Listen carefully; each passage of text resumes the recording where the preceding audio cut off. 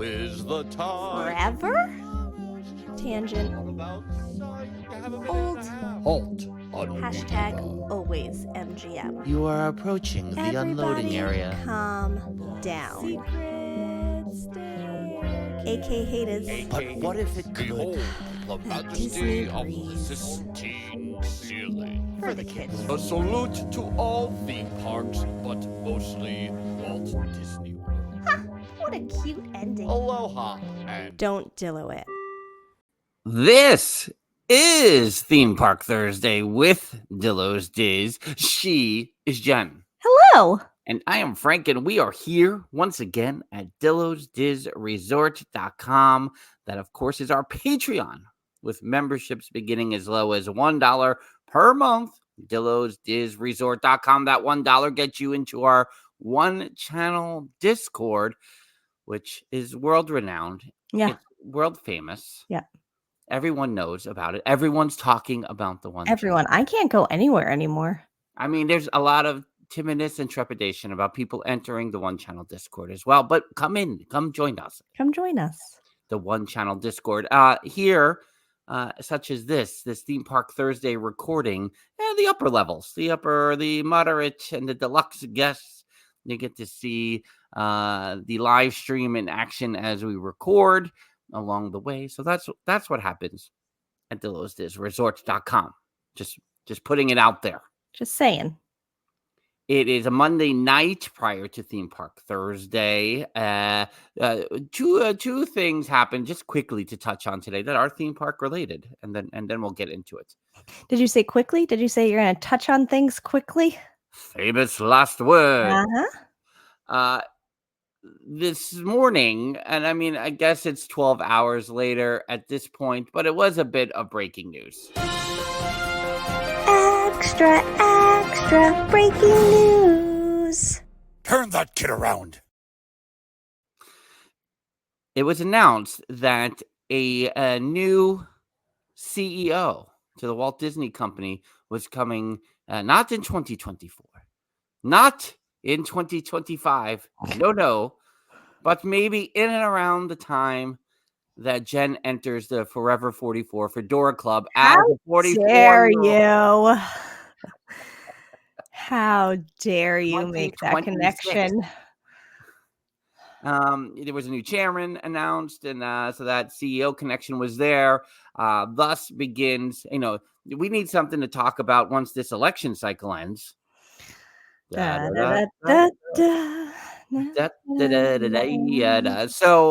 once that is over, we'll be talking about who will be the next Disney CEO. I mean, that's where everyone will go. Everyone will go right from the presidential race right into the Disney CEO. That's how that works. Do you think there's any connection? Last week we did a live stream about the introduction of the Premier Pass. Do you think the well-received response to that announcement has anything to do whatsoever with this? Is there a connection at all to this? You're not going to see another CEO for at least an announcement anyway for another 14 months or so. Who could say? Who understands anything about decisions being made at this point? Who knows? I mean, if we can speculate a little bit, yes, I think there could be a tag team of Woody and Buzz because that's when the new Toy Story comes out. So I'm just saying that maybe they just turn it over to the characters. If you want to also really get people in on the Disney Hulu ESPN bundle, let's make this a competition reality show style. I'm just saying. Oh my goodness. Maybe just put them all on Dancing with the Stars. I would also accept that as someone who now regularly watches Dancing with the Stars. Thank you very much, 8-year-old. Have you done the leg thing? Have you seen that the leg thing is now a TikTok trend? What is her? Whitney danced.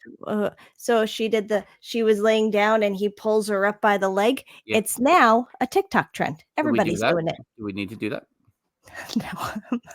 All I do is watch this and I go, my abs can't support me in the, how do I, and if someone's pulling my leg, no pun intended, if Mhm. someone's pulling my leg, am I not like I have no strength to my muscle mass is at a 0 currently. So like if they're pulling, I feel like my leg's gonna pop out. I don't know. I I think don't know. the next time we're doing Christmas decor at Mama and Papa Dillo's, as we were this weekend, is starting the building blocks, Yeah. pulling things down from the top of the garage, mostly.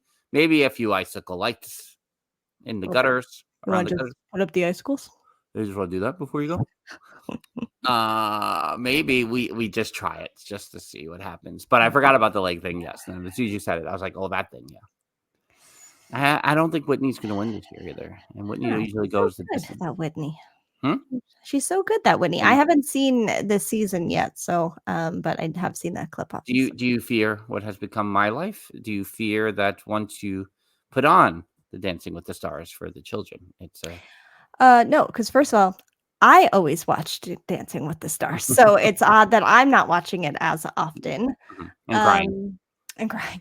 Well, we know where your crying has been displayed. I know where your crying currently I've stands. just been crying over the Mets constantly instead. But yeah, I mean, I cry.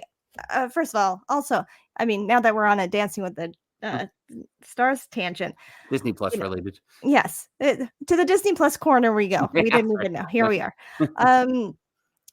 I watched the segment because again, the TikTok shows me everything I need. I'm not missing anything. TikTok shows me everything I'll ever need Yeah. in life.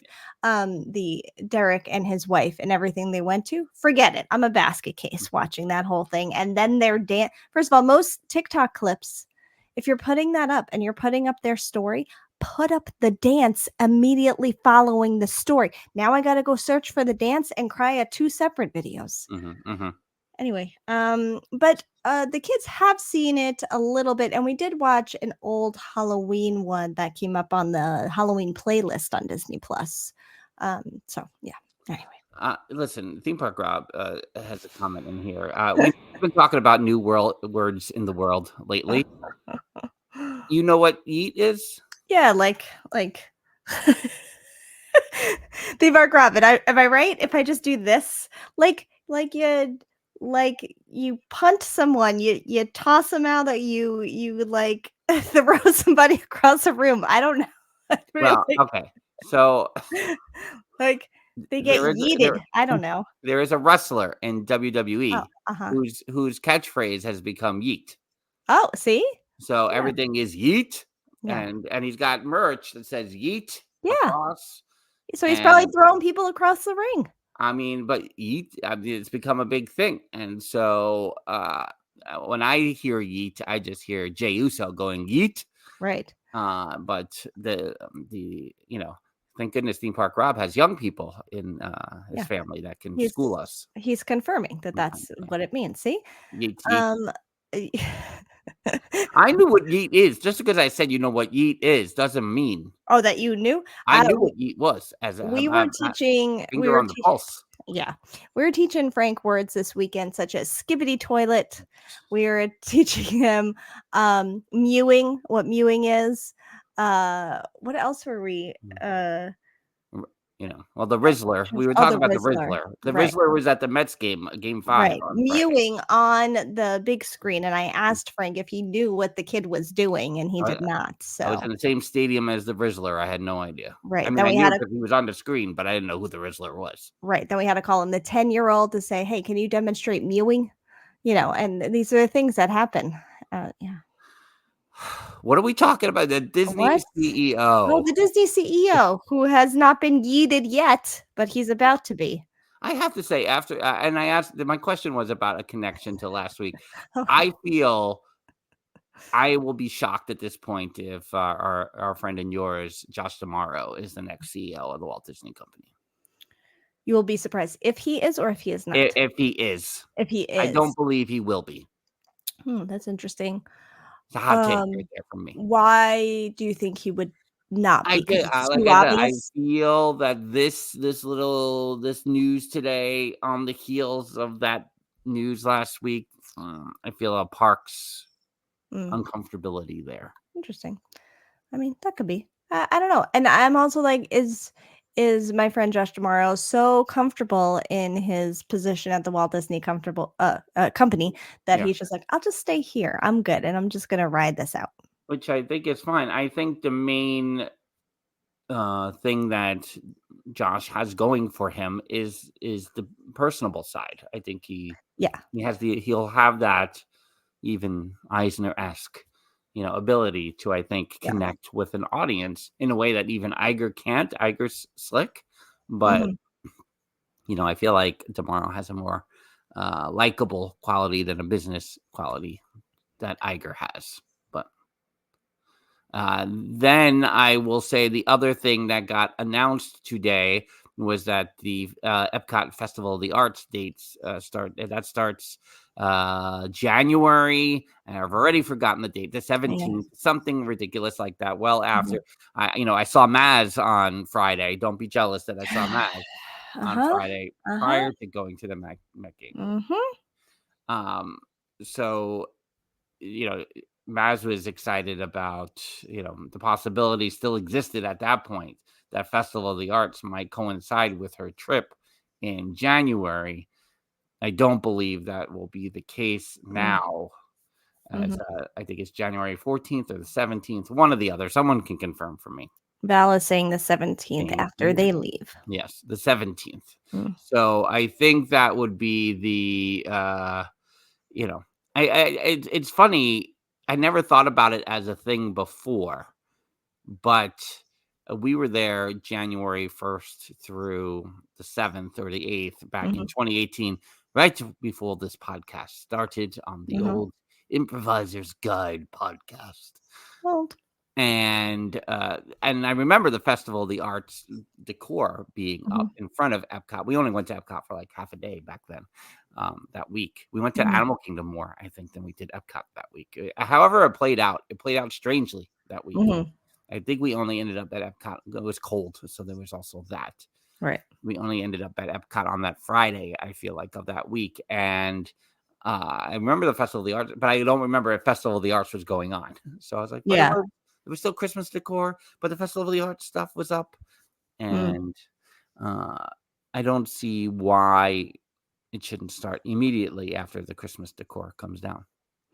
Yeah, I mean, there's always those brief little breaks in festivals. I mean, they do the same thing in July, going from flower and garden into food and wine, where there's basically I feel like this was a bigger gap this summer. I'm not sure, but typically it was like a week, and it was like those times I was there in 21 and 22, it was like that 1 week I was there was no festival at all.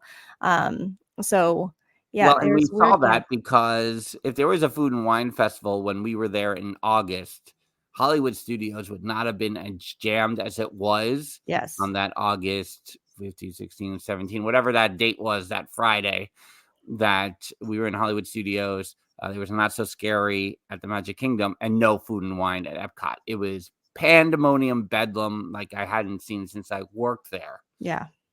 And including the holidays, mind you, at Hollywood Studios. Crazy. # always MGM, of course. Yeah. Jeff are saying they got to get Communicore Hall turned over from what he expects will be amazing Christmas decor there in Communicore Hall. Maybe they'll do like a whole Dickensian, they'll do a whole Ghost of Christmas Past, and they'll bring out the Smart One robot and the build your own roller coaster computers, a whistling beaver, and the IBM desktops that like you had to guess which country based on the puzzle pieces, and then they would play like the national anthem of the country at the end of it. But do we not have that on VHS anywhere? That's such good content. I know. Probably not. You know why? Because I feel like we did that before you took over the video camera, and then Mom and Papa Dillo would typically be ordering us some burgers somewhere, and so we were just off doing that, so no one was filming us and getting the content. I mean, what a fail! Yeah. Really. I mean, missing out on the content. Yes. All the years. Yeah. You never really talked. We did about 5 weeks worth of meetup reviews. So also, this is the first time people are hearing just us. All right, everyone okay? That it's just us again. Do you want to recall, because it was kind of momentous that you walked into Communicore Hall, after the whole Interventions demolition there. Mm-hmm. Granted, Communicore Hall, how many times I'm going to get to say this without saying it, New It's York very style, difficult. Yes. is on the opposite side of like where you were. What were your feelings walking through that area there?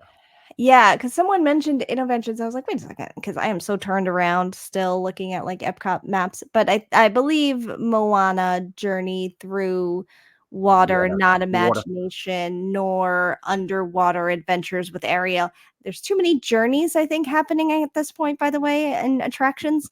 But I think her Moana's attraction there is where my Interventions building was. So then on the other side, communicable. I mean, what? I don't know. I don't know what to say. It didn't surprise me as much since I had seen pictures of it. Mm-hmm. It's just disappointing overall because I feel like there's just this big space. Once again, Disney, you knocked down a building that people enjoyed on that side of Interventions. Yeah. There's a color thing like with paint. I don't know. You could also build your own robot over there at one point. There are a lot of exhibits that people enjoyed. Let's tear down that building and build a building that people have described as a bus terminal, a cross between a Scholastic book fair and the airport, like Student union, yeah, the student union, yes, community college student union, yeah. Why are we making this decision, especially that then you said you were going to take Wonders of Life, finally breathe some life into Wonders of Life, and kind of make it what Communicore old school kind of was over there, and revamp it a little bit. I was excited for that. We're not going to do that anymore. But look at Communicore Hall. Look at this. What are the decisions, Disney? Tell me how these happen. Jeffers is comparing you to Papa Dillo in front of Mickey and Minnie's Runaway Railway, where he just thinks about the movie ride. Disgraceful. I wish we had a camera rolling on him at all. The fact that we didn't set up a Papadillo cam on his scooter is a fail on our part, really, because that would have captured him mumbling to himself before we caught on, as he just sat there as the wave of disappointment over the great movie ride just settled in on him, and it just really hit him in that moment that it's not there anymore. That's speaking of content fails, that's on us. As I mentioned on the live stream last week when I was doing some Mets commentary during Game 4 of the National League Championship Series over on our YouTube channel.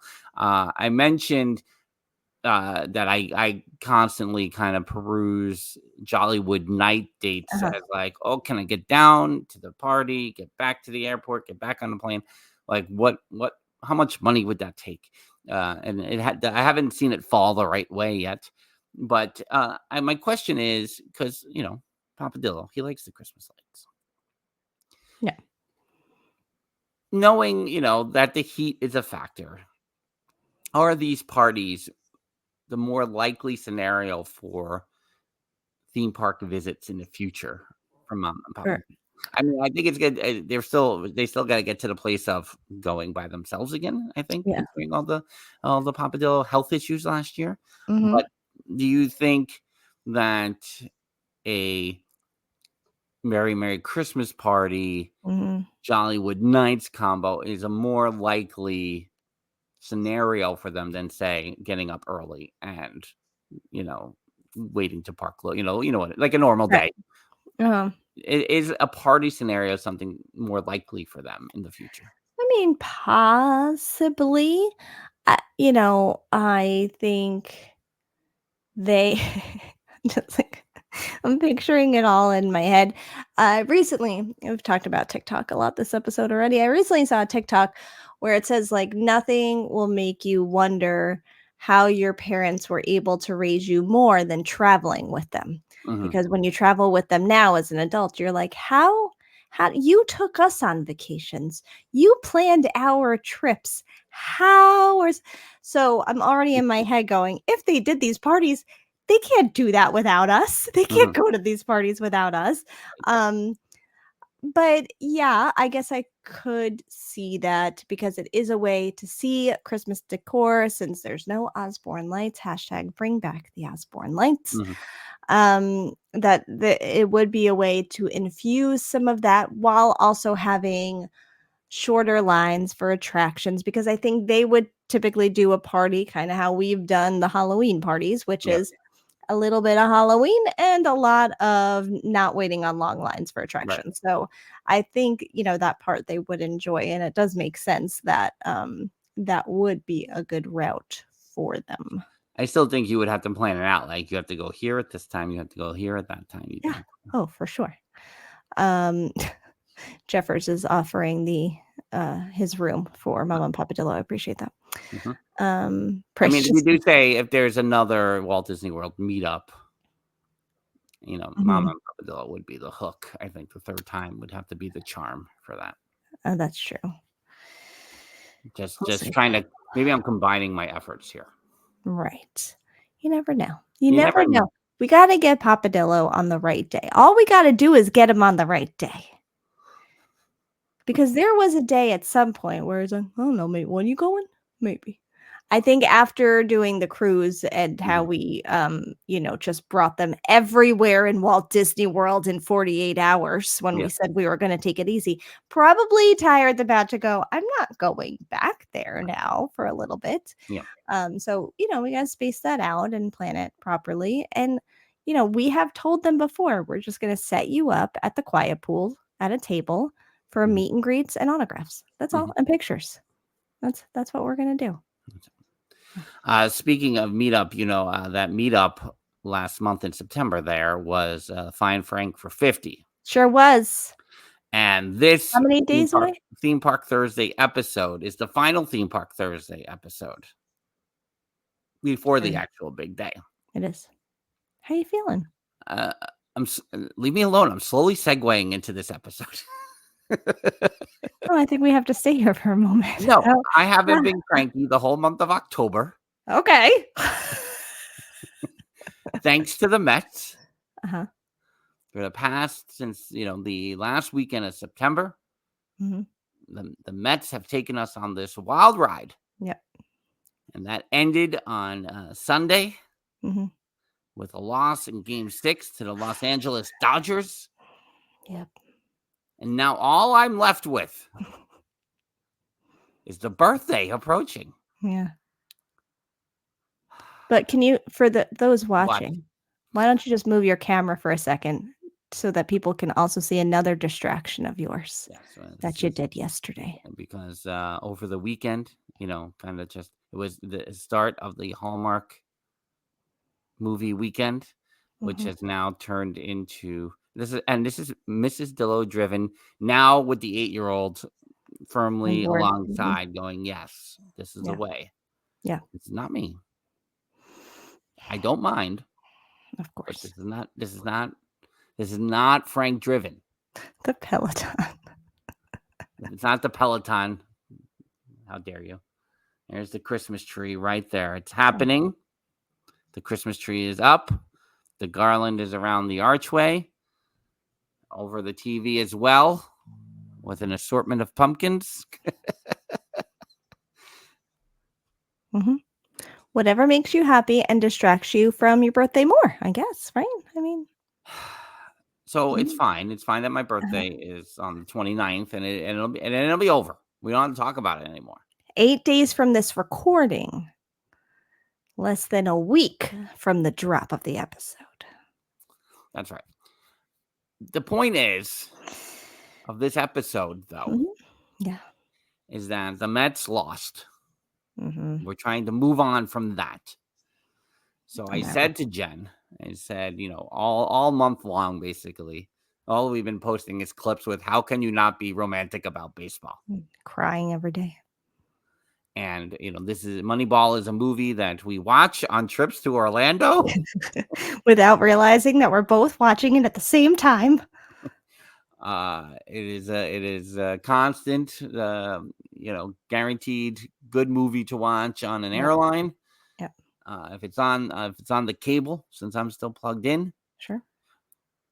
I will. Let me just side note.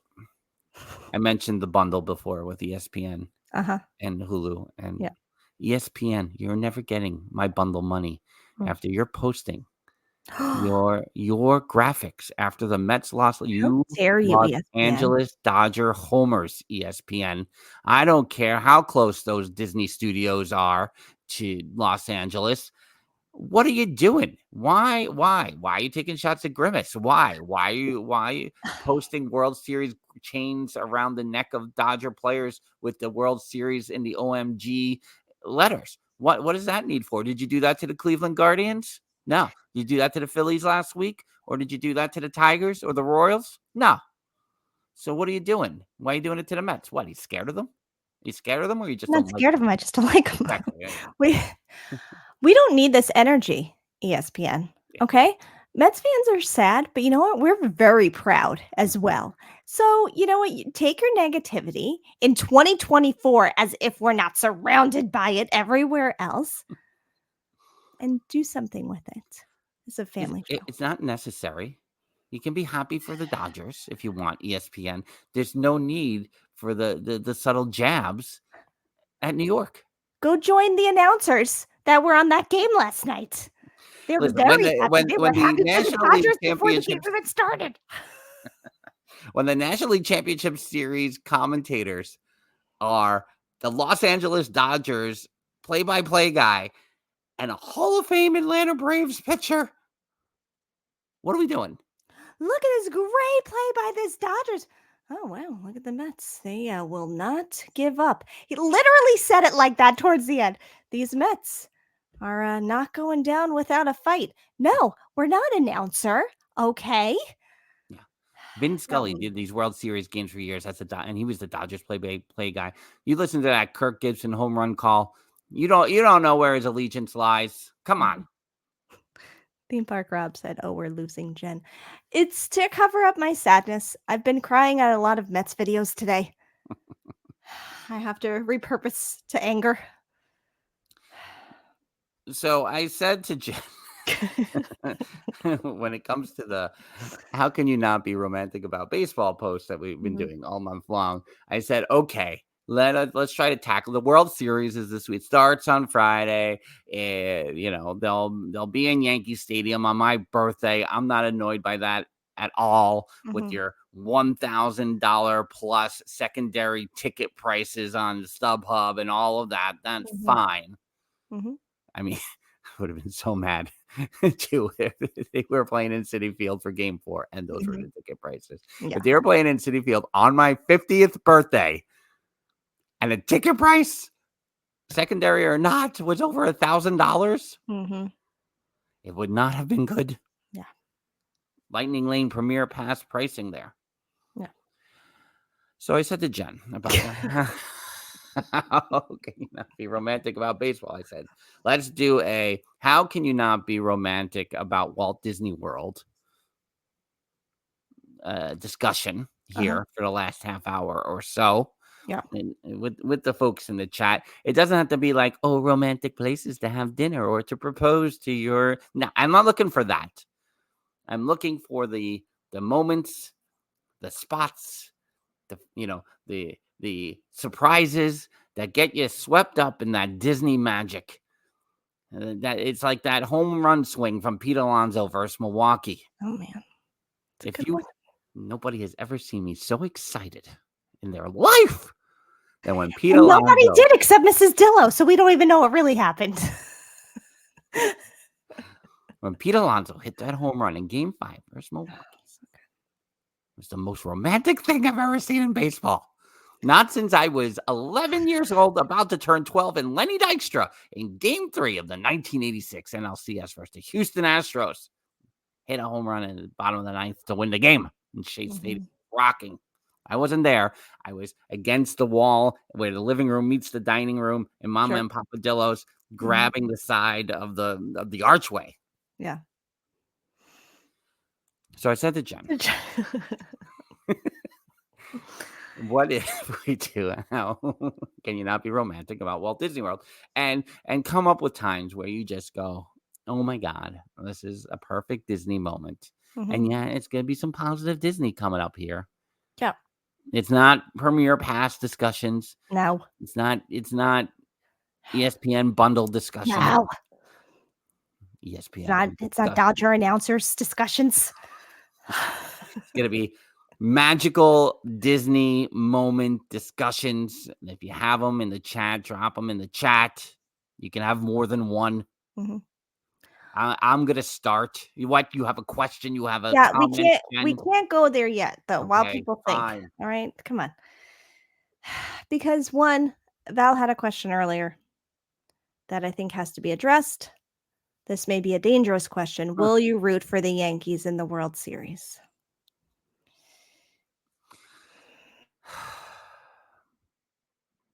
It's a tough one, especially in this case, because my good friend Ali Flores has been on the podcast multiple times. He's appeared at Dillo's Diz meetups. He has been a groomsman in my wedding, but he is a Los Angeles Dodgers fan. So it's been nothing but gifts and just I don't like it. So I have that. And then I have the Yankees too. And generally, like, especially when I moved to Florida, the Yankees were just about to hit their dynasty. So I liked Jeter and I liked Rivera. I liked Bernie Williams. I liked how they played baseball.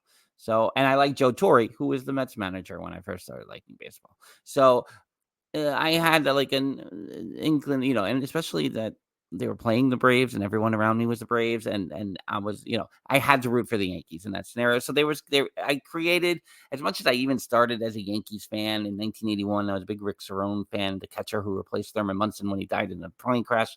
I'm going a tangent city all over the place. Jen, do you not know the story of Thurman Munson? No, I do. You know? I'm just raising my eyebrows at your tangents. That's fine. Go ahead. You know that there's a video cassette that just says Munson in Mama and Papa Dillo's video cabinet. Oh, we have to go find it. Because it has all the news when Thurman Munson passed away in a plane crash in August 1979. We have to find that. That was a quick spiral of tangents. So I rooted for the Yankees during that time. So I didn't have, and especially, and even when they would face the Red Sox in the mid 2000s, there was a little bit of, 2003 Aaron Boone, there was a little bit of Yankees like, okay. Even that was after the Yankees beat the Mets in the 2000 World Series. What's the question? Will you root for the Yankees? Yes or no? I haven't decided who I'm rooting for in this series yet. Mm-hmm. I don't like I'm not attached to the Yankees like I used to. Like I had the attachments for a while of the players I liked. I don't really feel that attachment. The Dodgers are a really good baseball team. Mm-hmm. I feel right now the inclination is to root for the Yankees because the Dodgers beat the Mets. But don't quote me by Friday. I'll see. I guess I should answer. I don't have as many tangents as Frank, so it should be quicker. Sometimes I feel like, oh, well, I am a New Yorker. I should go with the New York team. And since it can't be Mets, it should be Yankees. I've cried over Derek Jeter retirement videos, obviously. The 10-year-old, he enjoys the Dodgers. If I know any other players in the MLB, it's Dodgers players. Every time they were coming out, I'm like, I know. Oh, Mookie Betts. The 10-year-old has a Mookie Betts shirt. Freddie Freeman. I don't know. I just hear his name being said all the time. Ohtani, obviously, also another shirt. So like, there's a love for the Dodgers, not as much as the Mets, but like there's a love, a really close second is the Dodgers. So obviously he's going to go the way of the Dodgers. I don't think I have recovered from this season personally with the Mets, and I feel sad, like I'm leaving a movie that I want to watch over and over again. That's how I feel about this season with the Mets. So I'm not ready to commit. Obviously, I don't commit to a team right now for the World Series, but I guess I will probably be rooting more for, even though he has said these words, the stinking Dodgers. I feel like I probably will go that route because of him. And also, before we get into Disney, can we discuss two more baseball things? Yes, sure. First, did you see the John Mayer coming out with the whole thing? Did you read the whole thing? Yes. Yeah, he had John Mayer had a very lovely post about Francisco Lindor, and really, if you do anything after you watch this live stream or listen to this podcast, go and check out Lindor's post game interview, and just the many ways in which he has grown this year. Yep. And it will change you. Yeah, I was down that rabbit hole earlier. And so there's that. Who I didn't see that coming today. And did you cry at the Fix You video? Did you cry? Is that the one with the Howie Rose commentary? Yes. Oh, I don't know I didn't catch really what the song was. Oh, for God's sakes. It's the Coldplay Fix You song. Put that song to anything, and I'm crying. That song was played in an episode of The Newsroom. My God, as soon as that scene turns, forget it, I'm a mess. That song can be played to anything. So now you're putting that song through a whole history of the Mets this season with Howie Rose behind it. I was like, well, that's it for me for today. And I'll torture myself and rewatch this and cry anytime I need a good cry. Yeah. I don't think I know that Coldplay song well enough to. You know what yeet means, but you don't know that Coldplay song? I mean, my biggest problem right now, because all of that, and listen, I know that there's spin, and I know that these guys are also angling to make I don't want to squash it completely either, so I'm going to walk it back. But all those guys talked about family. The idea that they're not all going to be together next year is very troubling for me. I can't handle the 10-year-old Dilloing things on the walk to school this morning. He's being such a Dillo about everything because he's speculating who's not going to be on the team next year. And I'm like, you don't know. He's like, this person's definitely going here. This person's. I go, you know nothing right now. That is speculation. Do you know what it means to speculate? That is what you're doing, and you don't know for sure. And you are not preparing yourself just because you think it'll be easier later to handle. That's not what the game we're going to play right now. But yeah, I didn't appreciate that. I love them all so much. And Winker is such a crazy person. And then he's in the post game interviews. Like, I love these guys. I love them all. Like, I can't. Yeah, we could go on lots of tangents. Okay. But Winker, you know, and they say it now, you know, everyone says it, but it oozes off of him that he is the player that drives all the other teams crazy. So you know that you want him on your team so you don't get crazy when you watch him play for somebody else. Yeah. I love him. He is the person cast in my movie immediately. My baseball movie, he is cast immediately. You know, they got Candelita there, Iglesias. They're like, he's not coming back. I'm like, listen. He brought the team together.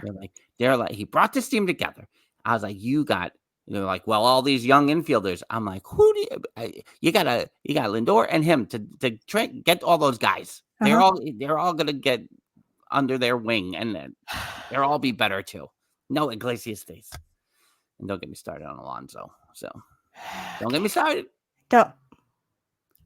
Okay, I'm going to segue though all of this. I'm going to segue the Fix You conversation into music because I think the whole idea of we're only almost 40 minutes into the podcast, everybody. We're getting to Disney. So the music that can happen in a movie in general, in these viral videos going around.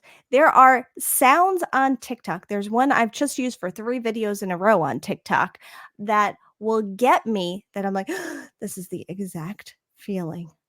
It's explains it describes the exact feeling you feel when you're in Disney just by the music. And there was one a long time ago. I forget what it's called. It might have been like Kiss Me Goodnight or something. Mm. That was like old school 2020 TikTok.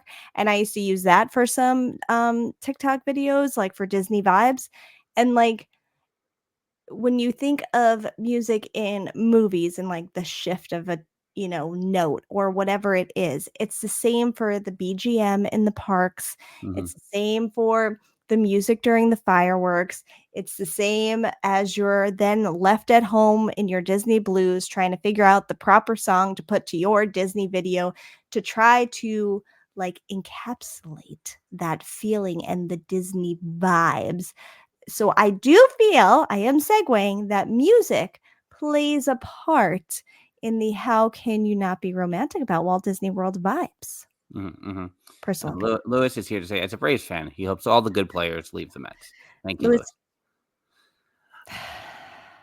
We've moved on. Agreed. And I will say, I texted you a link to YouTube today of a classic video of about the 1986 Mets called 1986 Mets, A Year to Remember. Mhm. So I have it, I have it. I'm listening to it mostly today, Mhm. and I was laughing because the music in some of the, like, they have some of the 80s songs. They have Mhm. a little Duran Duran. They have a little "You Belong to the City." They have kind of like those classic 80s vibes there with those songs. But then they got the instrumental music, and the instrumental music underneath is part like weird Epcot music, Mhm. and also video of remember like the little clamshell videos of behind the scenes of Walt Disney World, and here's a tour of Epcot. Yeah.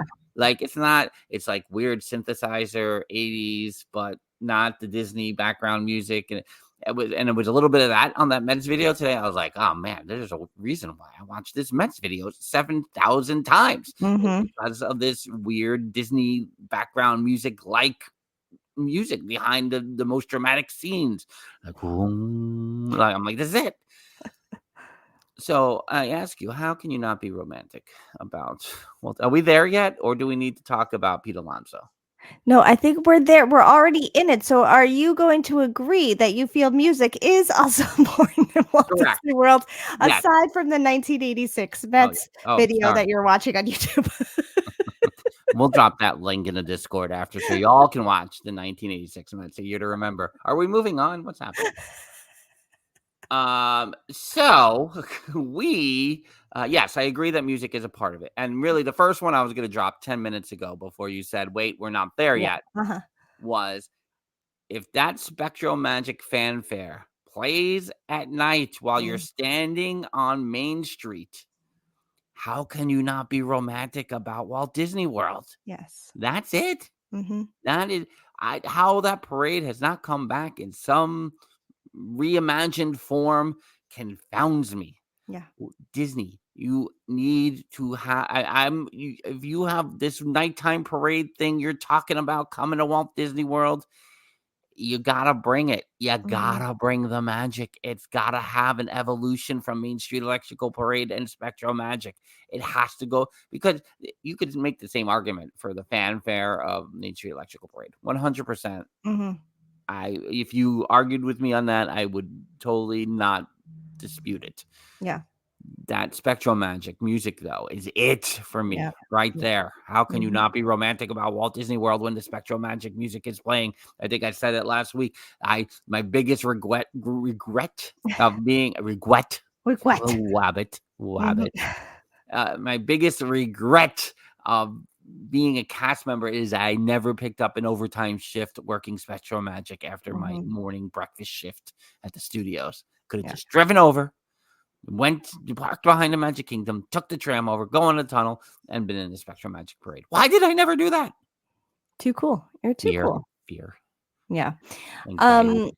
Yeah, I mean, I think, the Innoventions music loop forever. We now put that on sometimes on our little Alexa Echo show in the morning, just to like bring some positive vibes to the day. We start the morning eating breakfast, listening to the Innoventions music loop. But before some of the comments get lost, I just wanted to go over a few that some people were dropping. The how can you not be romantic about Disney World? Val says Tink, flying, and happily ever after. Also mentions walking around the train station and seeing the castle the first time on your visit.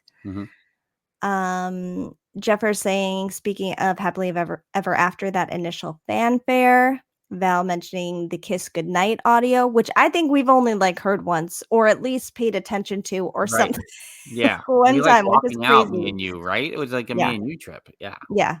Ryan mentions Main Street USA at night. Of course. Val says walking down Hollywood Boulevard at #AlwaysMGM at night.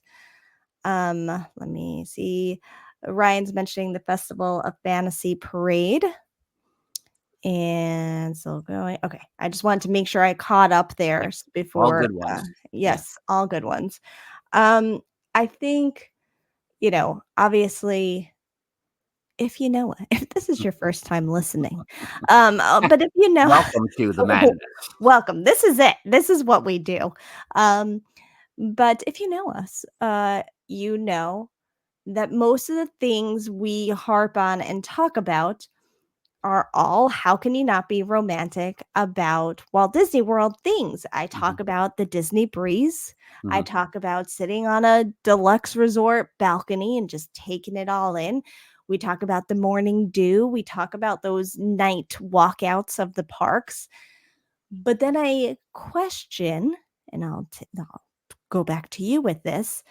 Do you think that the how can you not be romantic about Walt Disney World things are strictly like rooted in some sort of nostalgia, or can you have it both ways? Can there just be the Disney vibes without the nostalgia, or do you need even a twinge of nostalgia to have the Disney vibes? No, I'm glad you asked this because I'll give you one that I was thinking of and then I forgot it and I was like, oh, I'm glad you said that. So I would say a newer one for me is going into the room before you see the Rey hologram on Rise of the Resistance. When Rey comes up, there is a instant immersion for me that I'm in this world.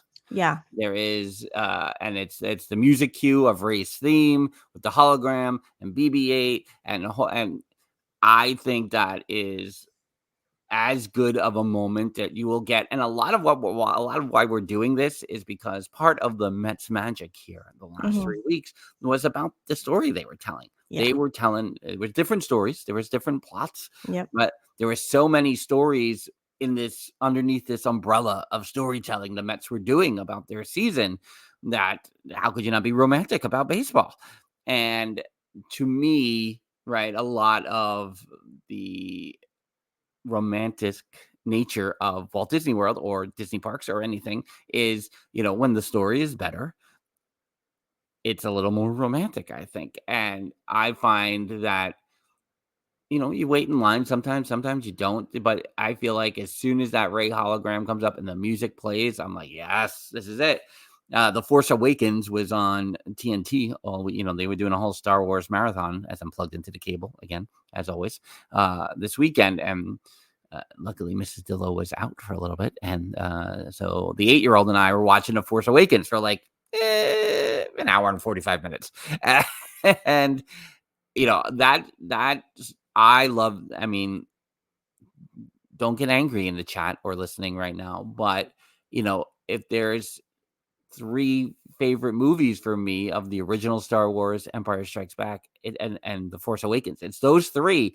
And I would argue The Force Awakens is 2 for me, just because of how I felt in that movie. So then it translates to that attraction for me. And I know people have the feelings about Galaxy's Edge and about the Star Cruiser, and it varies and it fluctuates, and there's just feelings. And I'm not going to argue with those either. I think they're justified, but there is something about my movie experience seeing The Force Awakens that translates into that moment that Rey appears in that hologram.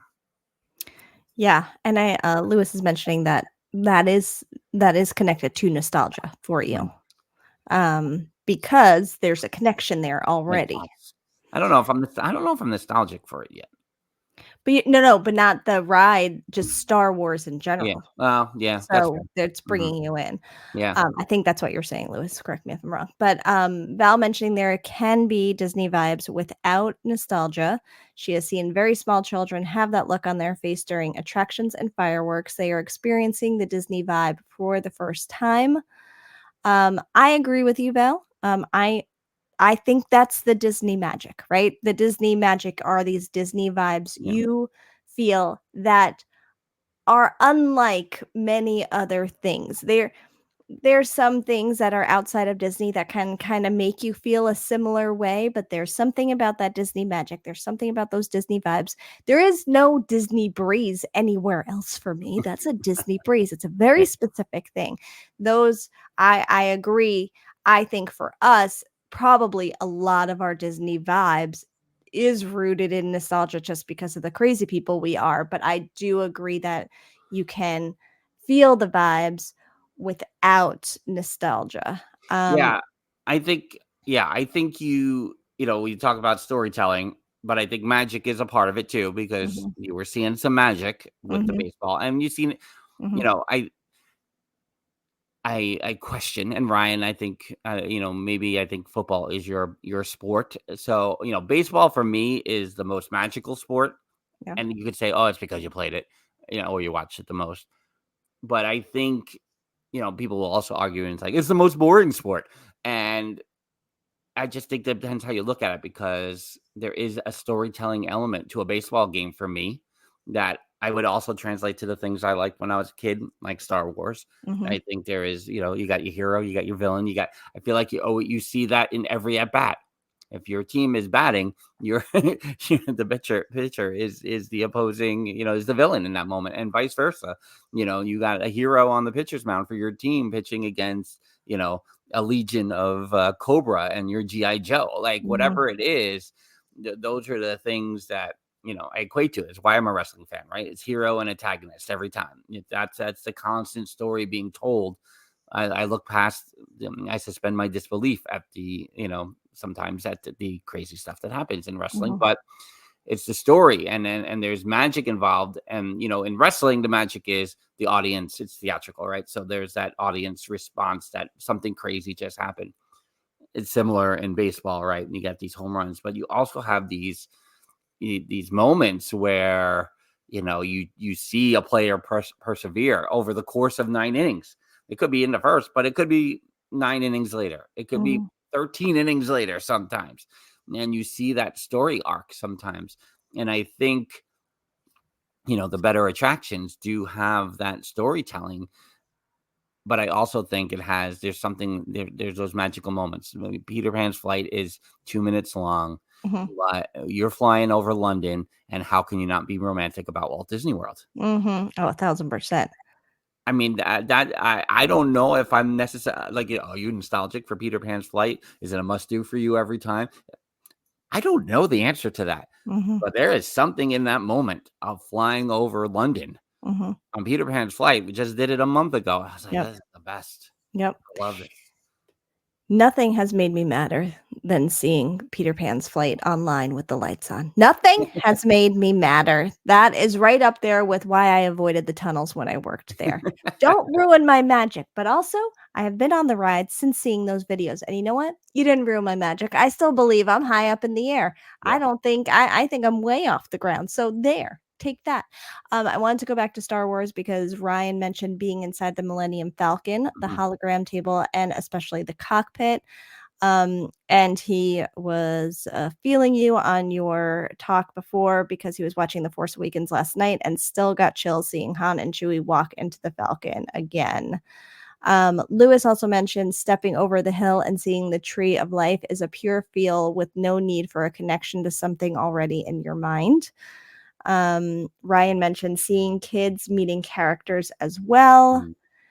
And Val mentioning she thinks the vibes grow and change as we go to Disney each time. And I'm trying to Jeffers is saying it was Peter Pan's flight romantic because I was riding with him at Halloween. Jeffrey, what a romantic flight of Peter Pan we took with the new scene with Tiger Lily. For the Mhm. first time, it was you and I together, just enjoying the flight and cheering on Peter as he fought to save Wendy in 77 seconds of flight time. I mean, I think there were moments Troy and I thought, "Are we gonna walk off of this ride?" Because I think we're stopping, the ride is jerking a little bit. There were a couple of scary moments there. Is that your Um, worst nightmare, to be walked off that ride because the lights will come on? I think it would because, again, nothing I've never been walked off a ride, Mm. and I think I'm like, "Oh, that would kinda be interesting." Not that one, Disney.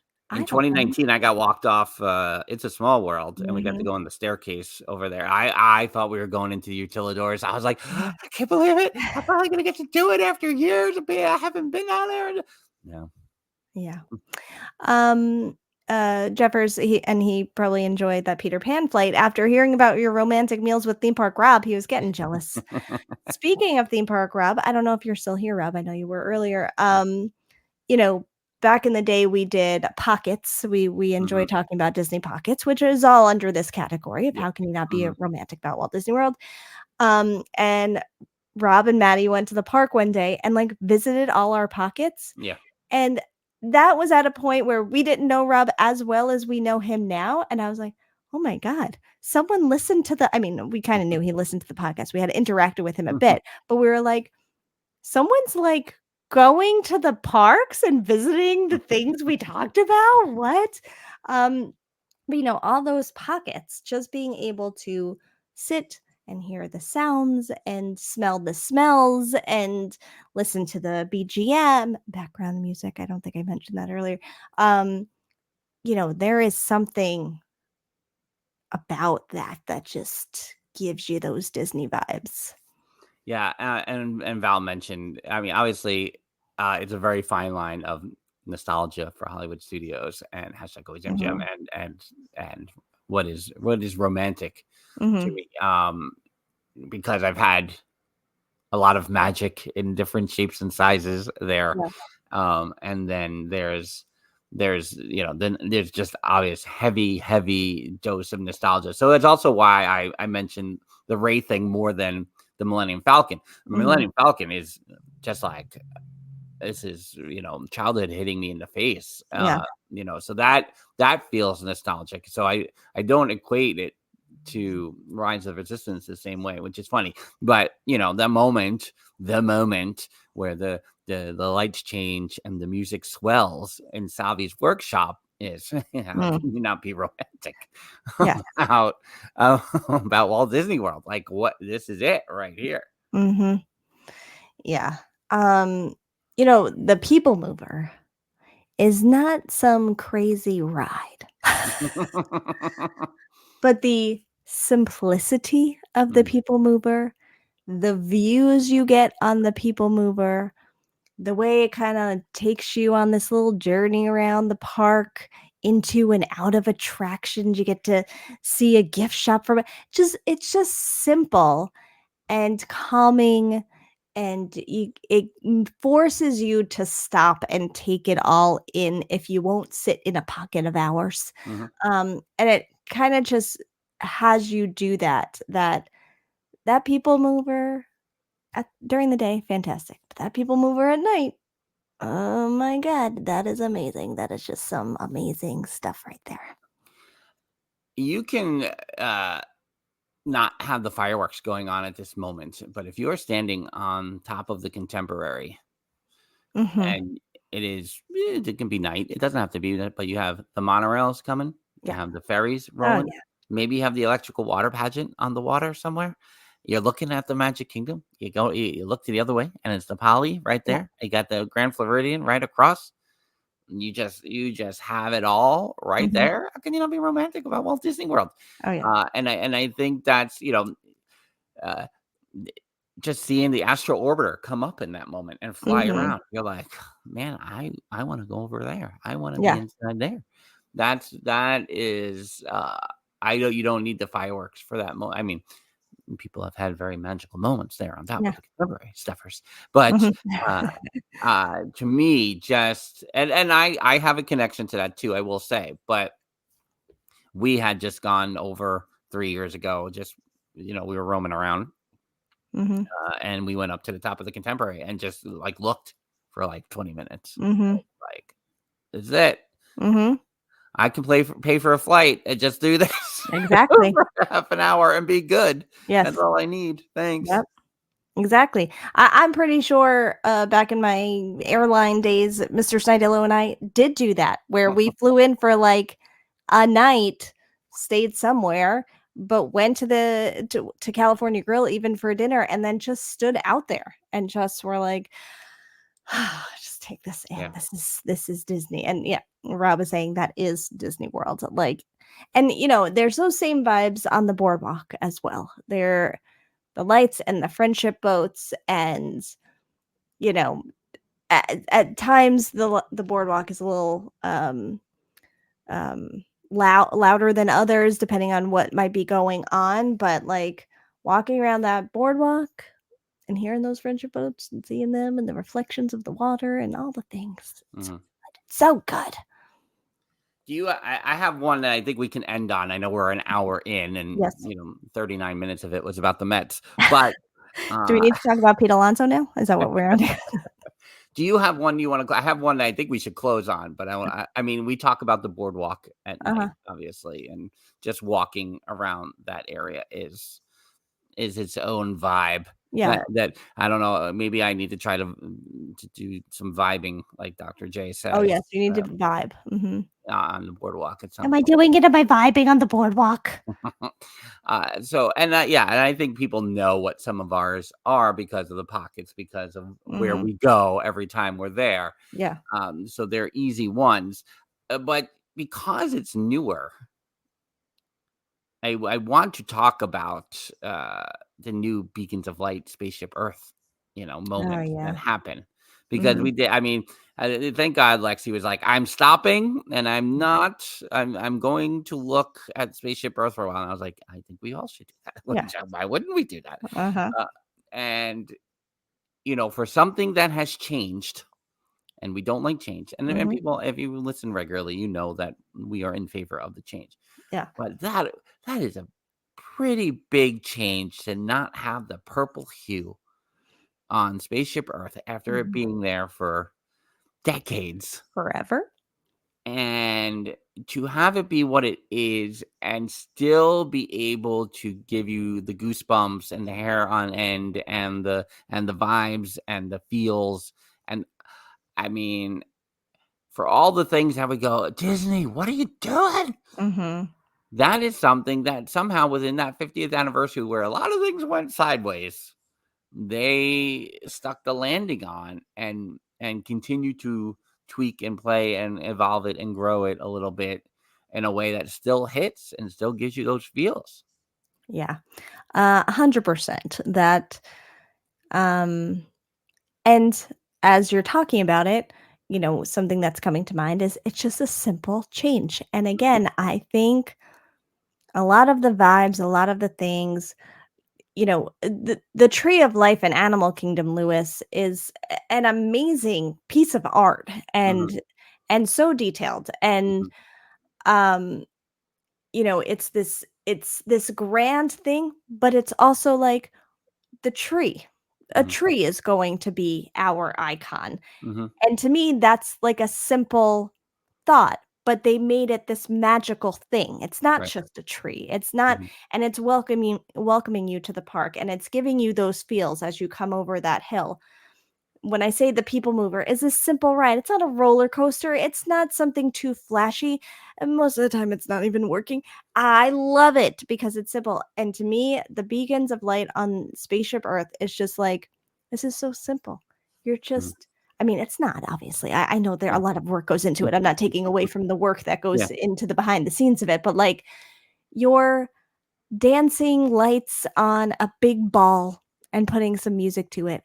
And it's glorious. It is so amazing. And I could sit there all night and watch it. And again, when you think of Walt Disney World, to people that have never gone to Walt Disney World, you think like, so you go to Disney World, you go on roller coasters, do you eat turkey legs, and it's like there's so much of the how can you not be romantic about Walt Disney World stuff that is rooted not so much in nostalgia, but in the simplicity of things and in being able to take it all in and appreciate the art, the music, the sounds, the smells, and all of it. And that's a change I think we are 100% on board with. Yeah, and I'm glad you brought back in the Tree of Life, since Lewis mentioned it earlier in the chat, because it is. And even the changes to Cinderella's castle over the years have been, not the birthday cake back when I was a cast member, but not you birthday cake. but it's still, it's amazing to me how the landscape in front changed over the years. The creation of the hubs, the angles in which there's pictures I look at of the castle, and still going back 3-4 years, and just go, look at this angle of the castle. The castle looks so awesome here. Yeah. And for, again, we don't like to change. We need our nostalgia, things like that. There's these things that happens the right way. Yeah. And they often are just simple. It's a different shade of color, a different shade of blue somehow makes Cinderella's castle look a little more majestic. And I think that way, and it's true with the Tree of Life. It is that coming over that. I'm not a fan, obviously, of the parking lot walk and the initial walk inside once you scan your ticket. I'm not here to hate on the Animal Kingdom, but when you come over that bridge and you take if you take a little bit of time there at the Tree of Life, obviously you can walk around, look at the sculptures, all the things. I mean, that area, in some ways, I wish some of the things I like about Animal Kingdom, Nomad things, I wish they were a little more closer, that you had like the angle of the Tree of Life. I think that would be cool, and I know that Landon and the Smoking Hot Girlfriend were at Flame Tree, which when we walked past Flame Tree, I was like, can I get a seat that looks at the tree? Is that an angle? I don't think that works. Yeah. Lewis and Val maybe can tell me, but I'm like, I think that would be also something that would get me on board with Animal Kingdom, is having more placement with that view. I like Dawa Bar too, and it's a little like, it's not exactly you're in the marketplace. It's not. I feel like I need something that would connect me more to the center of that park, and I think that's something we come back to a lot. With Hollywood Studios, it has to go to MGM. It is that walk out at night. It is that walk up in the morning too, but it's that. It symbolizes years of that park. Cinderella's Castle and Spaceship Earth are their own thing, but I do think Tree of Life, and people can yell at me here in the chat if you want and say, "What are you talking about? This is over here." And if you look at this, you can see the tree. I might be missing lots of things. But, we probably are. Yeah, but I know when I'm sitting at Nomad Lounge, and I've been in there 3 times now, or whatever it is, that I wish I saw more than I see when I'm in Nomad Lounge. Right. Yeah, I think if it is, and Lewis and Val, I feel like you are the experts. Is there a place now? Because if there's not, there should be, where you there's this one view. I think it's not on the bridge, but there's another bridge where you have the water and then Everest in the background, and I love that like shot of the water with Everest and all of it. Like, the views in Animal Kingdom are very cool, and I agree. If you could get like a water and also a Tree of Life shot, like that would be really cool. The trail around Tree of Life does that for Val. There are some places you can hang and see it, that it's just so special. Yeah. I know I said I was going to end on Spaceship Earth, and we're clearly lying right now, but I do want to make a special mention of the Topolino's Terrace, because I think that whole experience is similar to being on top of the Contemporary, but it's newer, so there isn't a nostalgia attachment necessarily to that. So that's definitely one thing to make mention of. But the tiki lights when they're lit around the Polynesian. Yeah. Oh my God, forget it. That's how can you not be romantic about Walt Disney World? I don't care how much that hotel costs each night. Mhm. You walk around those pathways, and it is Walt Disney World romance at its finest. I don't think anything tops that. I don't think, for me personally, I don't think anything tops the tiki lights and the pathways at the Polynesian at night. Yeah. Ooh, it's the best. I mean, that's really. I mean, I did it at the meetup last month. That I walked out the side entrance over by Trader Sam's, and I walked a long way around the pool. I thought I was going to get to where I needed to be quicker. I didn't, but I walked a long way around the pool. But about halfway through the walk, I was like, "Oh, I really don't care. I really just looking at the tiki torches and loving it. So good." But that will wrap things up here on the Theme Park Thursday podcast. Technically, the last one before In your 40s. Oh God! Say goodbye to your 40s. Take this moment to say goodbye to you as a podcaster in your 40s. Is there any chance the Dodgers will forfeit their National League Championship Series and the Mets can continue playing so that I can forget about the next week or so? No, I think it's time to embrace it. As you have to embrace the change that's about to happen. Oh my God! How dare you? Who knows what else we'll do over streaming wise and things like that. I know that Mrs. Dillo is out for some nights here, so which is why we got a little Game 4 National League Championship Series commentary. I don't know. I kind of like doing the baseball commentary. So part of me is like, oh God, maybe I'll do more of these than I did Peloton rides. I mean, it's funny that Jeffers brought it up because as you were doing that live that night, I'm like, hey, what happened to those Peloton rides? I forgot about those. Just couldn't do it. I don't know. It's the placement. I don't know. I don't want to get into it right now. We're wrapping up the podcast, but who knows what else will happen along the way here. Dr. Val is asking before we go if we are all meeting at Pop this weekend. We'll hang out at Pedals. Yeah, that'd be good. How can you not be romantic about Walt Disney World? Mm-hmm.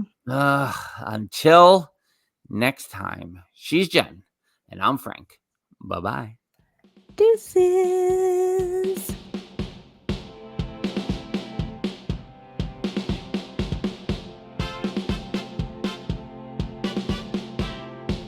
The Dillo's Diz podcast is hosted by Frank Cardillo and Jen Cardillo-Snyder. Music produced by Matt Harvey. Logos and video production courtesy of Snidillo Studios. Dillo's Diz Resort is our Patreon with tiers starting as low as $1 per month. You can visit dillosdizresort.com to learn more. Follow us on TikTok, Instagram, X Twitter, and Facebook at Dillo's Diz. Check us out on YouTube by visiting youtube.com/DillosDiz. Don't forget to like and subscribe while you're there. We also have merch available on TeePublic and Etsy. For all this and more, visit our one-stop shop, dillosdiz.com. Dillo's Diz Podcast 2024.